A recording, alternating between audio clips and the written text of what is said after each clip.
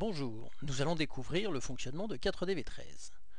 Double-cliquez sur 4D.exe pour démarrer votre version de développement de 4D.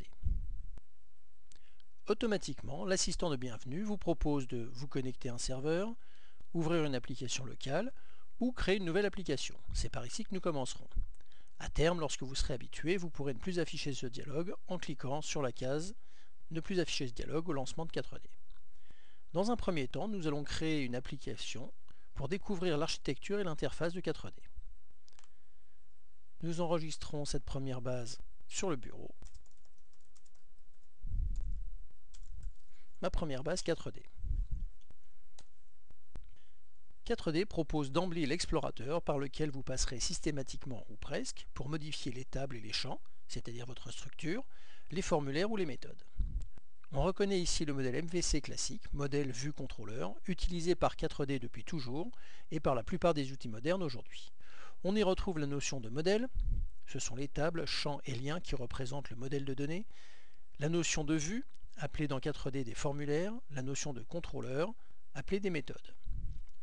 D'autre part, 4D se compose de deux couches superposées, une couche dédiée au développement, une couche pour l'utilisation. Nous retrouvons ces deux notions dans l'organisation de la barre d'outils et des menus.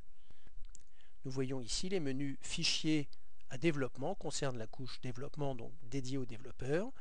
Les menus suivants, enregistrement et outils, sont destinés à l'utilisation. La barre d'outils est décomposée en deux parties. La partie gauche, de nouveau à la zone de recherche, présente les fonctionnalités dédiées aux développeurs. La partie droite, de table à exécuter, concerne l'utilisation.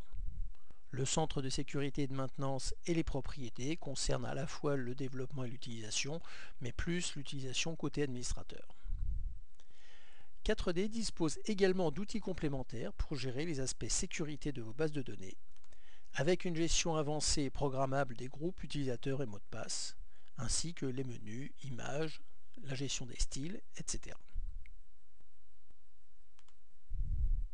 Maintenant, voyons rapidement en quelques clics comment créer une application et saisir quelques fiches.